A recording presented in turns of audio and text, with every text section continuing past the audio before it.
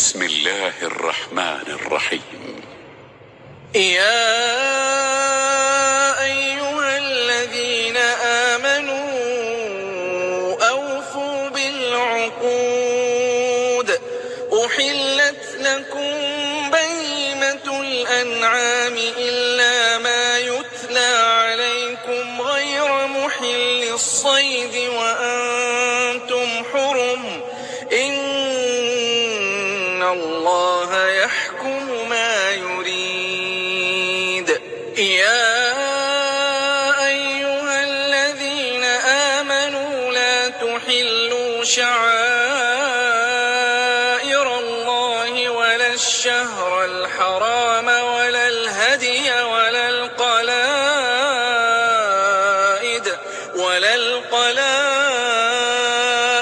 ولا آمين البيت الحرام يبتغون فضلا من ربهم ورضوانا. وإذا حللتم فاصطادوا ولا يجرمنكم شنآن قوم أن صدوكم عن المسجد الحرام أن تعتدوا. وتعاونوا على البر والتقوى ولا تعاونوا على الإثم والعدوان. واتقوا الله إن الله شديد العقاب. حرمت عليكم الميتة والدم ولحم الخنزير وما أهل لغير الله به والمنخنقة والموقوذة والمتردية والنطيحة وما أكل السبع إلا ما ذكيتم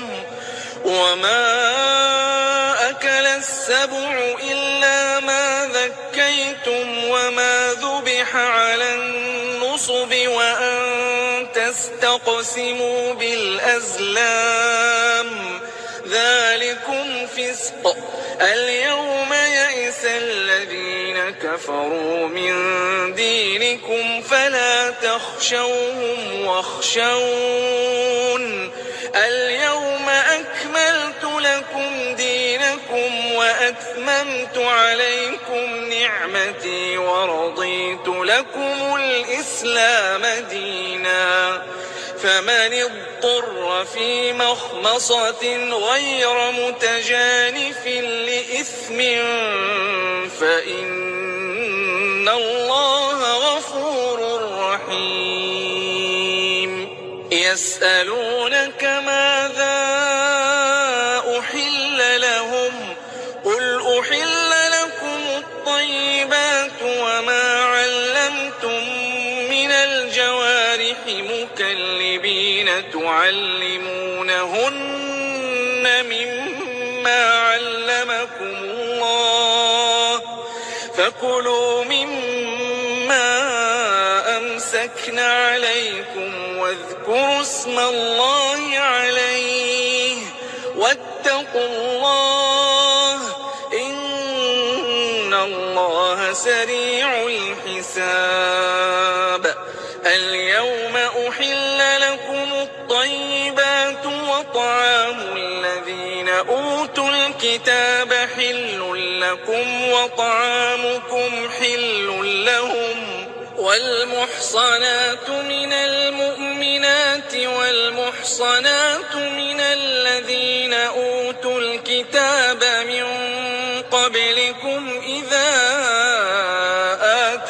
آتيتموهن أجورهن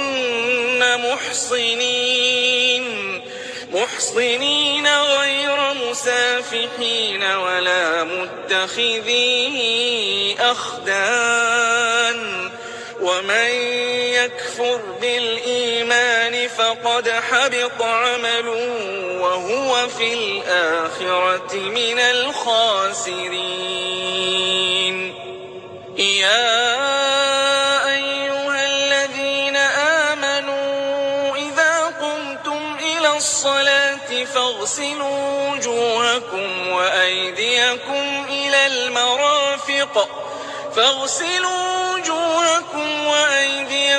إلى المرافق وامسحوا برؤوسكم وأرجلكم إلى الكعبين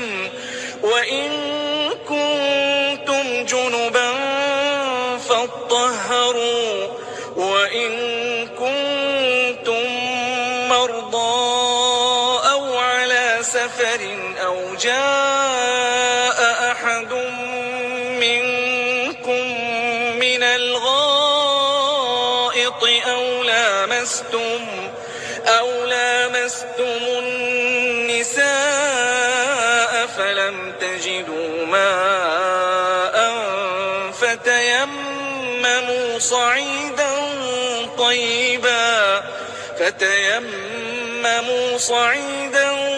طيبا فامسحوا بوجوهكم وأيديكم منه ما يريد الله ليجعل عليكم من حرج ولكن يريد ليطهركم وليتم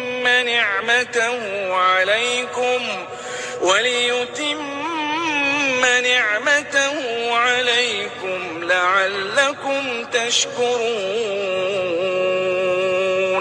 واذكروا نعمة الله عليكم وميثاقه الذي واثقكم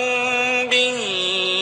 إذ قلتم سمعنا وأطعنا واتقوا الله إن الله عليم بذات الصدور يا أيها الذين آمنوا كونوا قوامين لله شهداء بالقسط ولا يجرمنكم شنآن قوم على ألا تعدلوا اعدلوا هو أقرب للتقوى واتقوا الله إن الله خبير بما تعملون وعد الله الذين آمنوا وعملوا الصالحات لهم مغفرة وأجر عظيم والذين كفروا وكذبوا بآياتنا أولئك أصحاب الجحيم يا أيها الذين آمنوا اذكروا نعمة الله عليكم إذ هم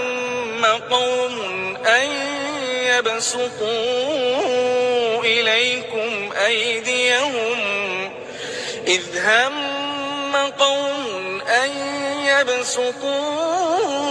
إليكم أيديهم فكف أيديهم عنكم واتقوا الله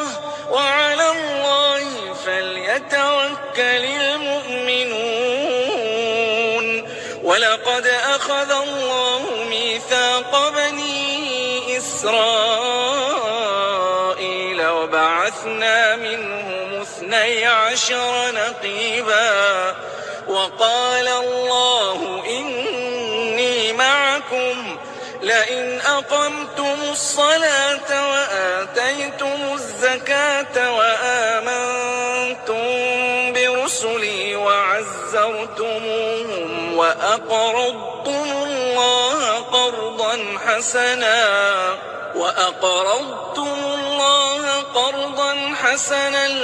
لأكفرن عنكم سيئاتكم ولأدخلنكم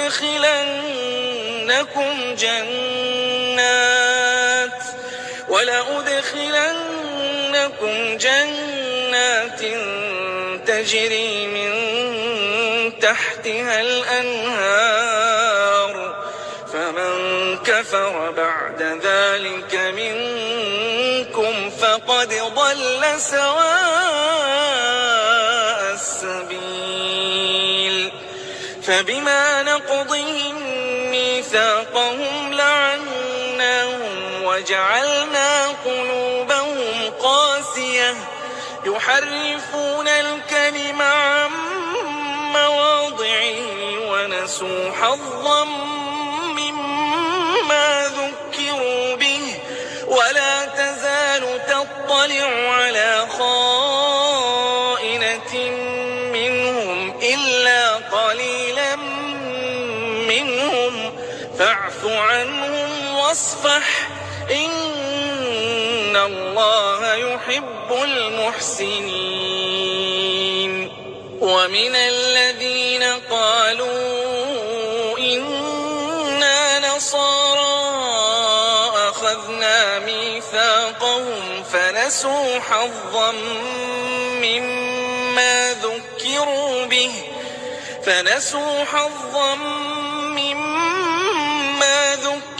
به فأغرينا بينهم العداوة والبغضاء إلى يوم القيامة وسوف ينبئهم الله بما كانوا يصنعون. يا أهل الكتاب قد جاءكم رسولنا يبين لكم كثيرا مما كنتم تخفون من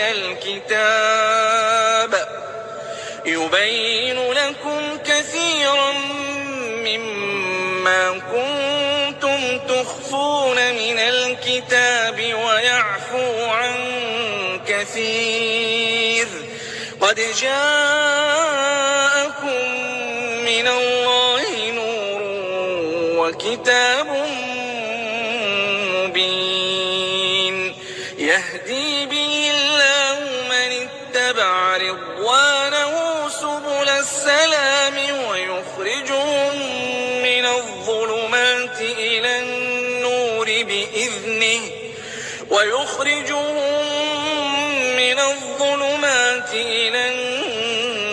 بإذنه ويهديهم إلى صراط مستقيم. لقد كفر الذين قالوا إن الله هو المسيح ابن مريم قل فمن يملك من الله شيئا إن أراد أن يهلك المسيح ابن مريم وأمه ومن في الأرض جميعا ولله ملك السماوات والأرض وما بينهما يخلق ما يشاء والله على كل شيء قدير. وقالت اليهود والنصارى نحن أبناء الله وأحباؤه قل فلم يعذبكم بذنوبكم بل أنتم بشر ممن خلق يغفر لمن يشاء ويعذب من يشاء ولله ملك السماوات والأرض وما بينهما وإليه المصير. يا أهل الكتاب قد جاءكم رسولنا يبين لكم على فترة من الرسل أن تقولوا ما جاءنا من بشير ولا نذير فقد جاءكم بشير ونذير والله على كل شيء قدير. وإذ قال موسى لقومه يا قوم اذكروا نعمة الله عليكم إذ جعل فيكم أنبياء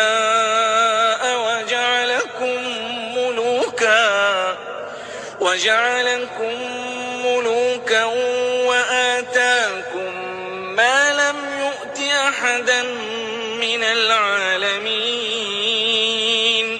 يا قوم ادخلوا الأرض المقدسة التي كتب الله لكم ولا ترتدوا على أدباركم فتنقلبوا خاسرين قالوا يا موسى إن فيها قوما جبارين وإنا لن ندخلها حتى يخرجوا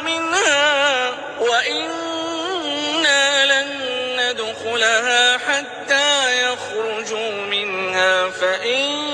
يخرجوا منها فإنا داخلون قال رجلان من الذين يخافون أنعم الله عليهم ادخلوا عليهم الباب فإذا دخلتم فإنكم غالبون وعلى الله فتوكلوا إن كنتم مؤمنين قالوا يا موسى إنا لن ندخلها أبدا ما داموا فيها فاذهب أنت وربك فقاتلا إنا هاهنا قاعدون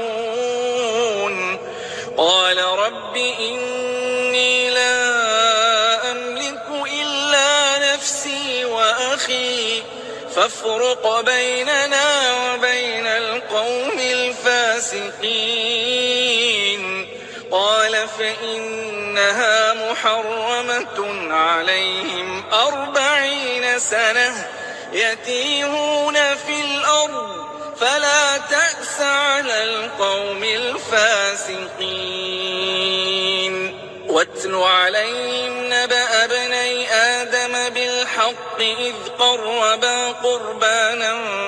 فتقبل من أحدهما ولم يتقبل من الآخر قال لأقتلنك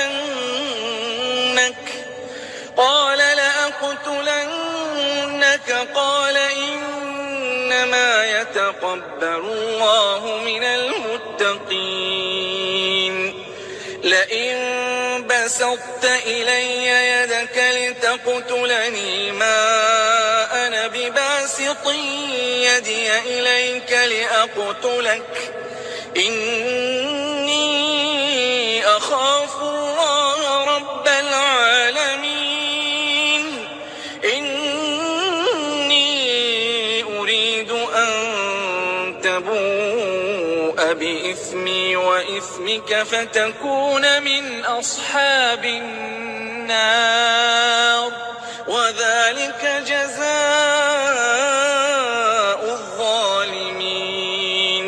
فطوعت له نفسه قتل أخيه فقتله فأصبح من الخاسرين فبعث الله غرابا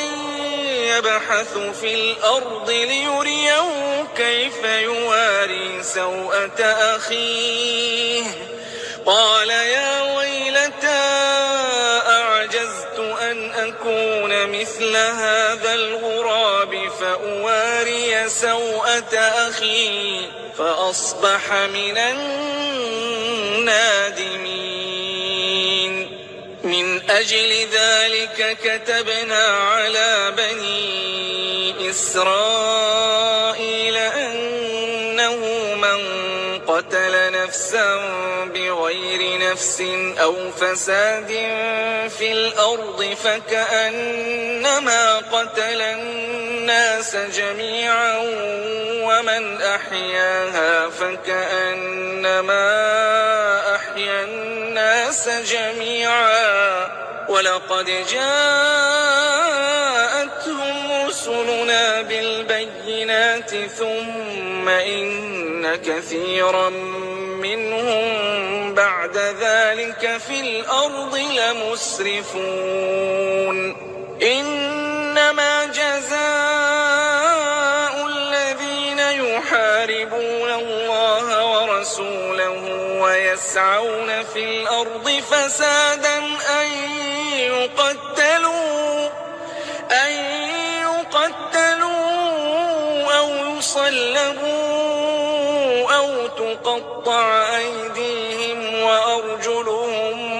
من خلاف أو ينفوا من الأرض ذلك لهم خزي في الدنيا ولهم في الآخرة عذاب عظيم إلا الذين تابوا من قبل أن تقدروا عليهم فاعلموا أن الله غفور رحيم يا أيها الذين آمنوا اتقوا الله وابتغوا إليه الوسيلة وجاهدوا في سبيله لعلكم تفلحون إن الذين كفروا لو أن لهم ما في الأرض جميعا ومثله معه ليفتدوا به من عذاب يوم القيامة ما تقبل منهم ولهم عذاب أليم يريدون أن يخرجوا من النار وما هم بخارجين منها ولهم عذاب مقيم والسارق والسارقة فاقطعوا أيديهما جزاء بما كسبا نكالا من الله والله عزيز حكيم فمن تاب من بعد ظلمه وأصلح فإن الله يتوب عليه إن الله غفور رحيم ألم تعلم أن الله له ملك السماوات والأرض يعذب من يشاء ويغفر لمن يشاء والله على كل شيء قدير يا أيها الرسول لا يحزنك الذين يسارعون في الكفر من الذين قالوا آمنا بأفواههم ولم تؤمن قلوبهم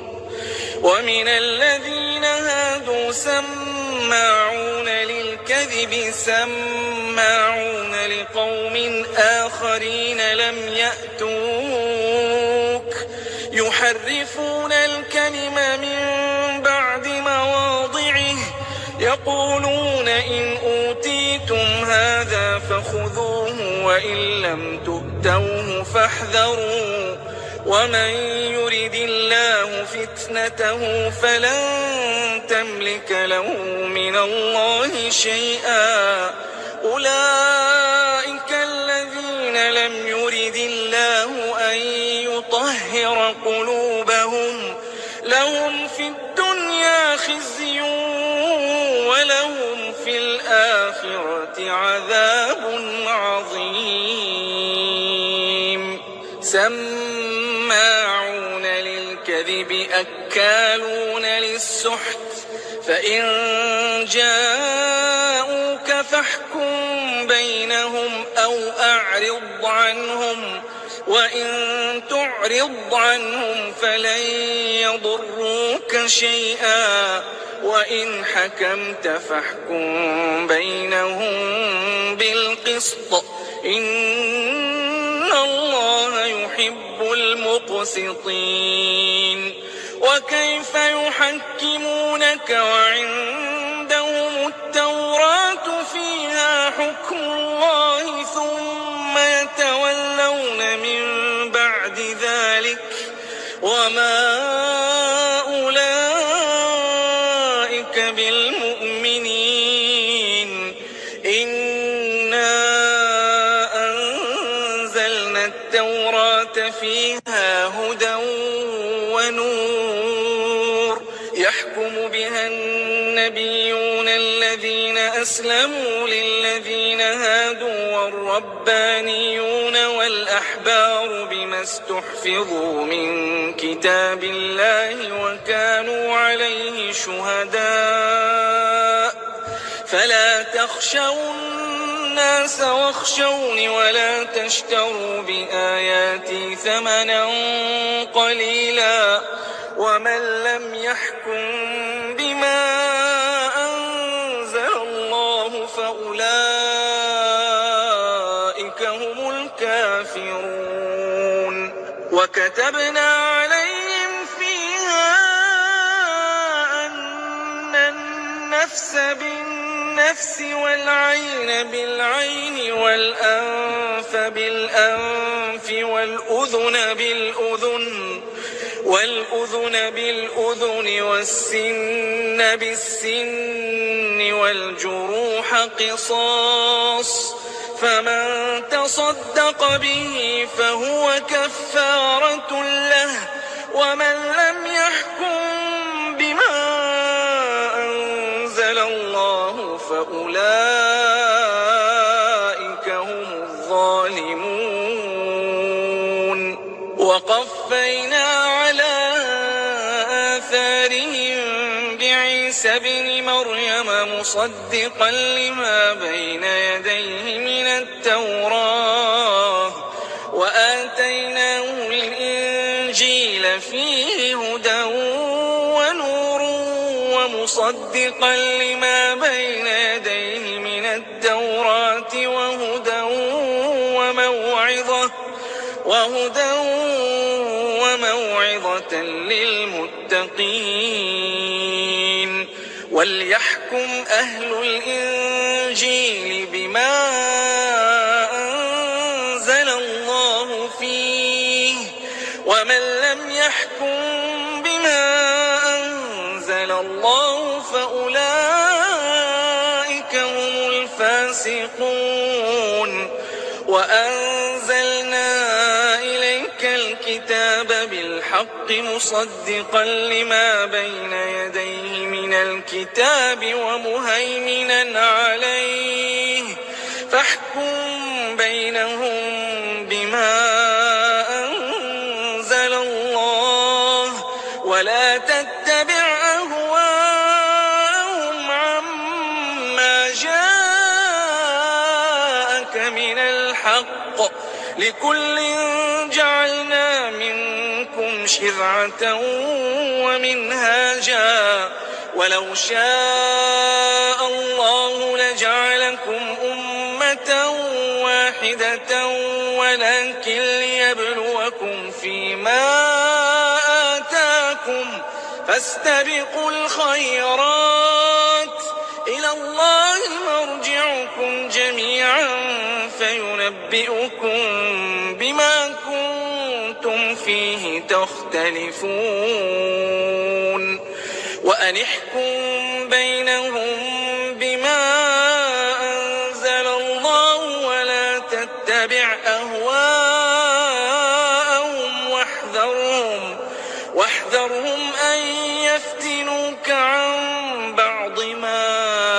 أنزل الله إليك فإن تولوا فاعلم أنما يريد الله أن يصيبهم ببعض ذنوبهم وإن كثيرا من الناس لفاسقون أفحكم الجاهلية يبغون ومن أحسن من الله حكما لقوم يوقنون يا أيها الذين تتخذوا اليهود والنصارى أولياء بعضهم أولياء بعض ومن يتولهم منكم فإنه منهم إن الله لا يهدي القوم الظالمين فترى الذين في قلوبهم مرض يسارعون فيهم يقولون نخشى أن تصيبنا دائرة فعسى الله أن يأتي بالفتح أو أمر من عنده فيصبحوا على ما أسروا في أنفسهم نادمين ويقول الذين آمنوا أهؤلاء الذين أقسموا بالله جهد أيمانهم إنهم لمعكم حبطت أعمالهم فأصبحوا خاسرين يا أيها الذين آمنوا من يرتد منكم عن دينه فسوف يأتي الله بقوم يحبهم ويحبونه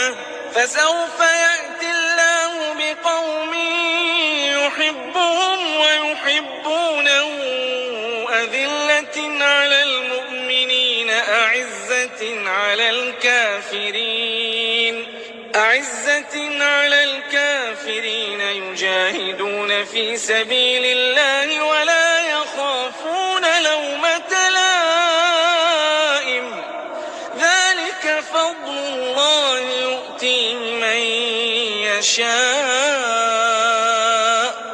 والله واسع عليم إنما وليكم الله ورسوله والذين آمنوا الذين يقيمون الصلاة ويؤتون الزكاة وهم راكعون ومن يتول الله ورسوله والذين آمنوا فإن حزب الله هم الغالبون يا أيها الذين آمنوا لا تتخذوا الذين اتخذوا دينكم هزوا ولعبا من الذين أوتوا الكتاب من قبلكم والكفار أولياء واتقوا الله إن كنتم مؤمنين وإذا ناديتم إلى الصلاة اتخذوها هزوا ولعبا ذلك بأنهم قوم لا يعقلون قل يا أهل الكتاب هل تنقمون منا إلا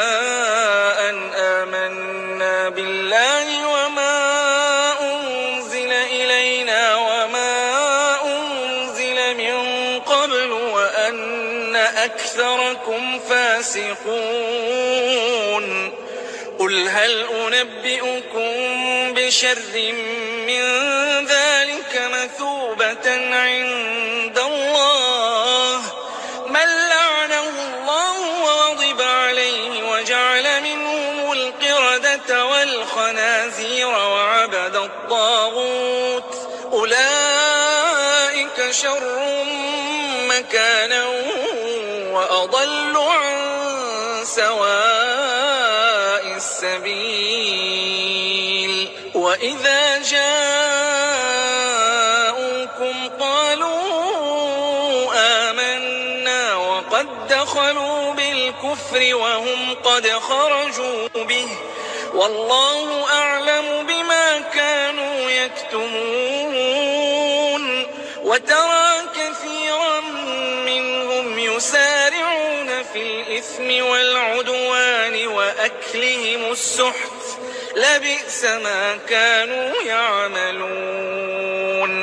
لولا ينهاهم الربانيون والأحبار عن قولهم الإثم وأكلهم السحت لبئس ما كانوا يصنعون وقالت اليهود يد الله مغلولة غلت أيديهم ولعنوا بما قالوا بل يداه مبسوطتان ينفق كيف يشاء وليزيدن كثيرا منهم ما أنزل إليك من ربك طغيانا وكفرا وألقينا بينهم العداوة والبغضاء إلى يوم القيامة كلما أوقدوا نارا للحرب أطفأها الله ويسعون في الأرض فسادا والله لا يحب المفسدين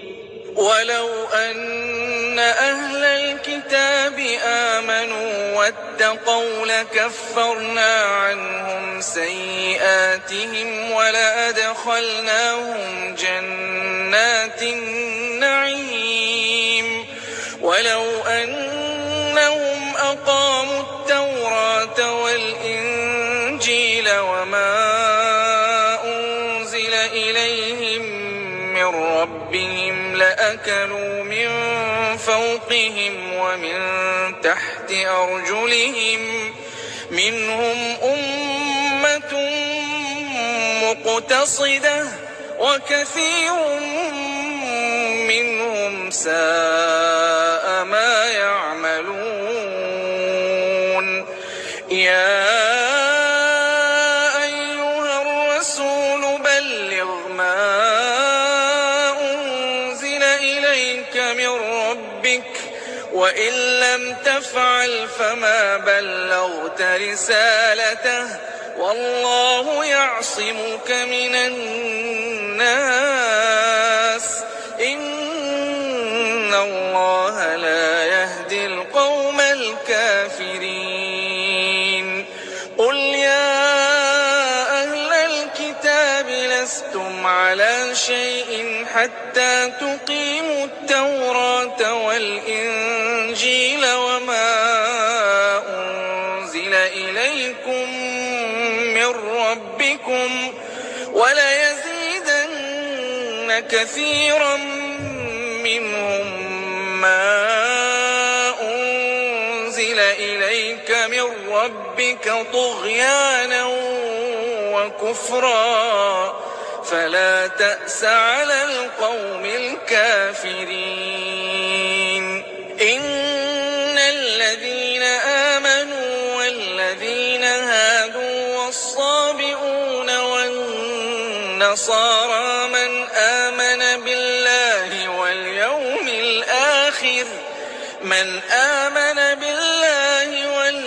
الآخر وعمل صالحا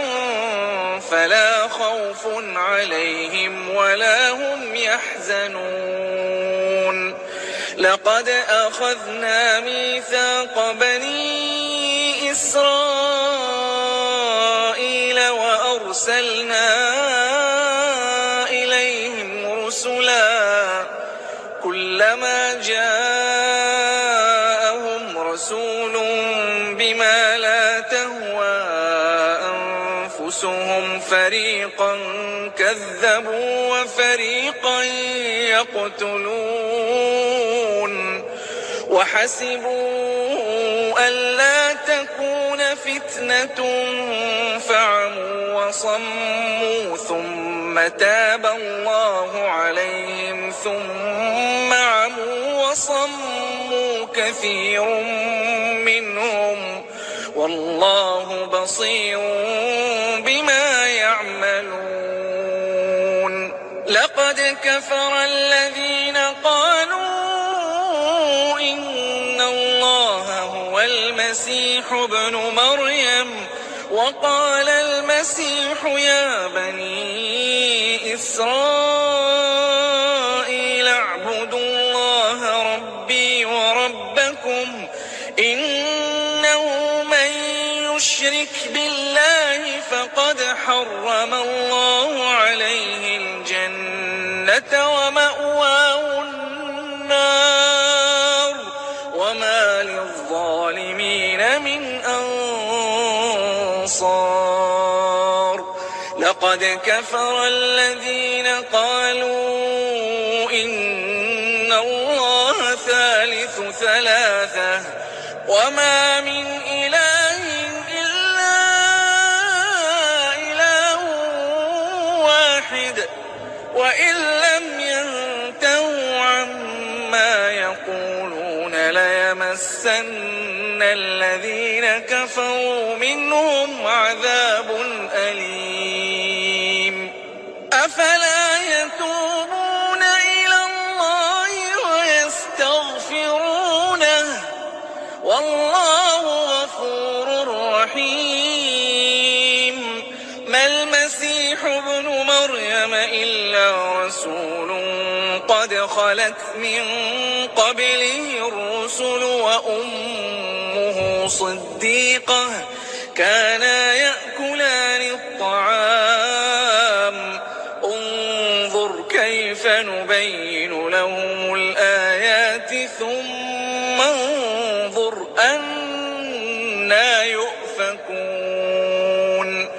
قل أتعبدون من دون الله ما لا يملك لكم ضرا ولا نفعا والله هو السميع العليم. قل يا أهل الكتاب لا تغلوا في دينكم غير الحق ولا تتبعوا أهواء قوم قد ضلوا من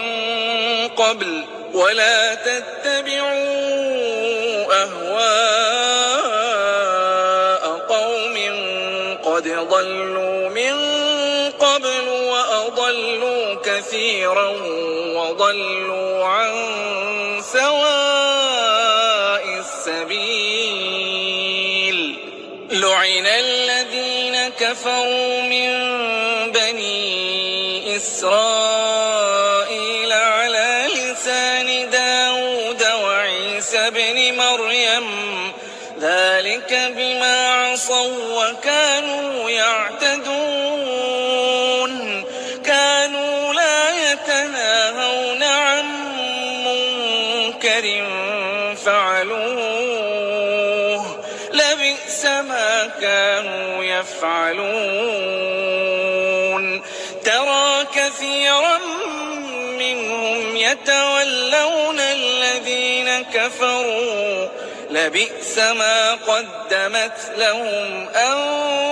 أنفسهم أن سخط الله عليهم وفي العذاب هم خالدون. ولو كانوا يؤمنون بالله والنبي وما أنزل إليه ما اتخذوهم أولياء ولكن كثيرا منهم فاسقون. لتجدن أشد الناس عداوة للذين آمنوا اليهود والذين أشركوا ولتجدن أقربهم مودة للذين آمنوا الذين قالوا إنا نصارى ذلك بأن منهم قسيسين ورهبانا وأنهم لا يستكبرون.